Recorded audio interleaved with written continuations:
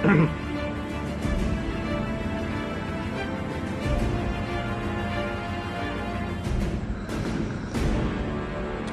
lanjut.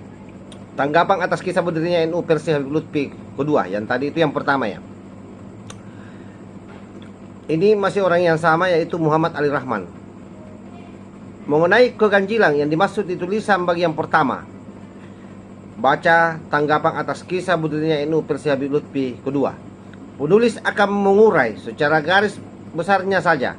Pada alinea pertama, sebagaimana tertera di atas dijelaskan, menjelang berdirinya NU beberapa ulama besar kumpul di Masjidil Haram.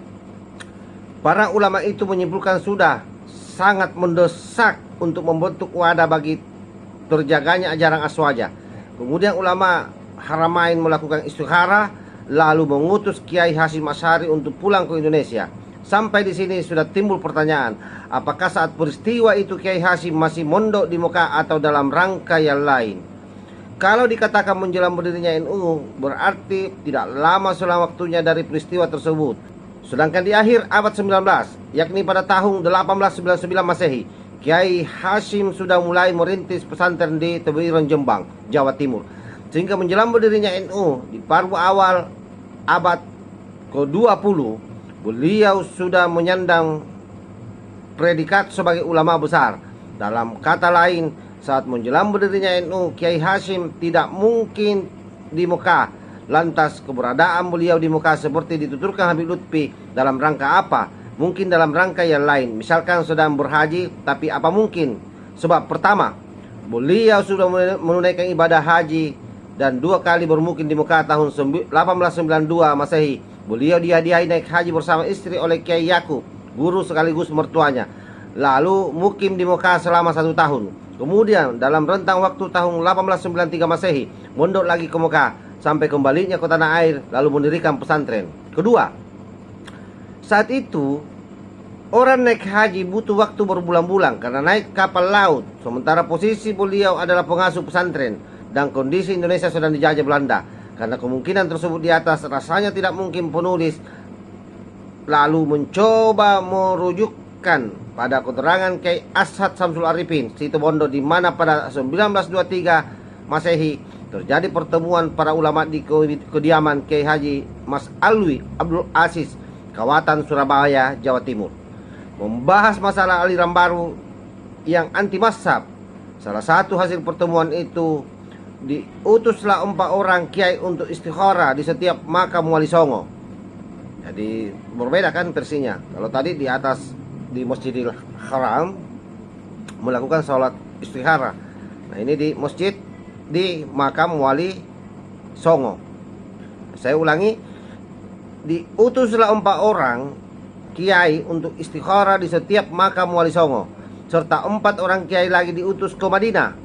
Walau dikatakan diutus ke Madinah, bisa saja mampir ke Mekah. Namun Kiai Ashad tidak menyebut kehadiran Kiai Hasyim dalam pertemuan itu, serta tidak menyebut nama-nama kiai yang diutus ke Madinah karena sulit diidentifikasi dengan keterangan Habib Lutfi terkait dengan pertemuan ulama di Masjidil Haram yang kemudian mengutus Kiai Hasyim pulang ke Indonesia.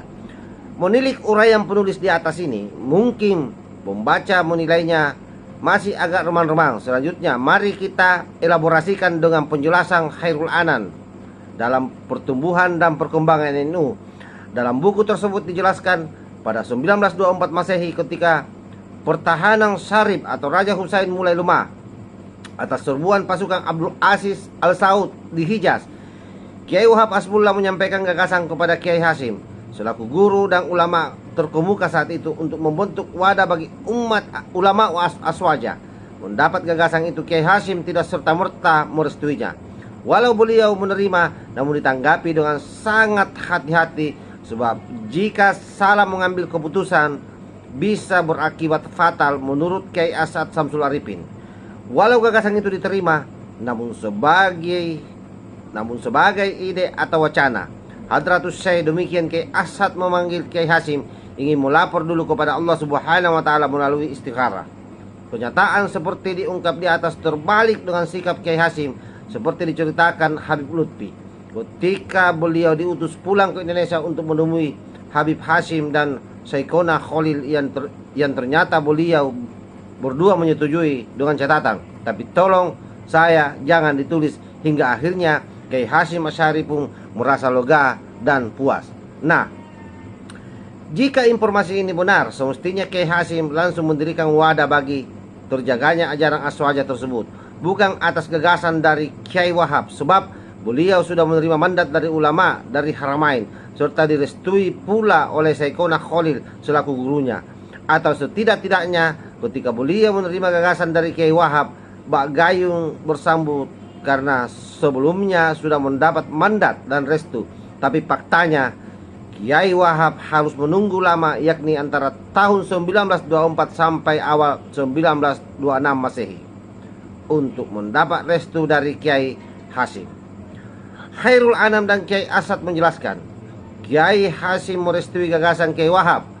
Setelah beliau mendapat jawaban dari istikharanya, beliau isyarat dari Syekhona Khalil selengkapnya dapat dibaca dalam Pertumbuhan dan Perkembangan NU 1985. Penjelasan di atas kiranya sudah cukup terang agar jadi benderang. Sekarang kita coba mencari kemungkinan lain. Misalkan, mungkin saja peristiwa di Masjidil Haram itu terjadi pada tahun 1924 Masehi, atau setelah Kiai Wahab menyampaikan gagasannya, dan atau pada tahun 1925 Masehi, alias menjelang bulan-bulan berdirinya NU. Sebagaimana Habib Lutfi mengatakan, menjelang berdirinya NU, hal ini bisa dijawab sebagai berikut. 1. Pada tahun 1924 Masehi, sedang terjadi perang antara pasukan penguasa setempat. Raja Hussein menghadapi serbuan pasukan keluarga penguasa Najd, Abdul Aziz Al Saud. Apa mungkin dalam situasi perang Kiai Hasyim berangkat ke Mekah? Belum lagi jika bicara soal alat transportasi yang masih menggunakan kapal laut serta tidak mudah. Yang kedua, kita minum dulu, baru kita lanjut. Sebagaimana uraian di atas, Khairul Anam menulis, pada tahun 1924 Masehi, Kiai Wahab Hasbullah menyampaikan gagasannya kepada Kiai Hasyim dalam rekaman ceramah Kiai Asad Samsul Arifin yang menulis miliki. Beliau menjelaskan pada tahun 1924 Masehi, 2 kali diutus Syekhona Khalil menemui Kiai Hasyim di Tebuirong, Jombang. Pertama, jadi memang Kiai Samsul Arifin itu ya langsung diutus oleh Kiai Hasyim Asy'ari ya, ketemu dengan Syekhona Khalil. Di sini ditulis bahwa 2 kali diutus Syekhona Khalil menemui Kiai Hasyim di Tebuirong. Jadi jelas di sini bahwa Kiai Samsul Arifin, Kiai Asad Samsul Arifin itu diutus oleh Syekhona Khalil Bangkalang untuk ketemu Kiai Hasyim Asy'ari di Jombang. Dan itu 2 kali. Pertama untuk mengantarkan tongkat, yang kedua mengantarkan tasbih. Untuk kepergiannya yang kedua menemui Kiai Hasyim, Kiai Asad mengatakan tahun 1924 akhir. Ini artinya dalam rentang waktu tahun 1924 Masehi, Kiai Hasyim berada di tanah air. 3. Kalau peristiwa di Masjidil Haram itu terjadi pada tahun 1925 Masehi, di tahun ini, tepatnya 24 April, Syekhona Khalil wafat. Setelah sebelumnya beliau sakit. Apa mungkin, anggaplah tahun 1924 Masehi akhir Kiai Hasyim masih di Tebuirong. Kemudian awal 1925 Masehi beliau bertolak dari Mekah ke tanah air, lalu menemui Habib Hasyim di Pekalongan, Jawa Tengah. Selanjutnya menemui Syekhona Khalil di Bangkalan, Madura, Jawa Timur. Selain persoalan biaya, bagaimana dengan lamanya perjalanan pulang pergi Mekah, Tebuirong, baik perjalanan darat atau ketika naik kapal laut yang bisa berbulan-bulan serta tidak mudah. Belum lagi persoalan lain di mana tahun 1925 Masehi Hijaz dikuasai oleh Abdul Aziz Al Saud yang melarang berbagai kegiatan aswaja. Ini masih ada lanjutannya, yaitu Fat 3.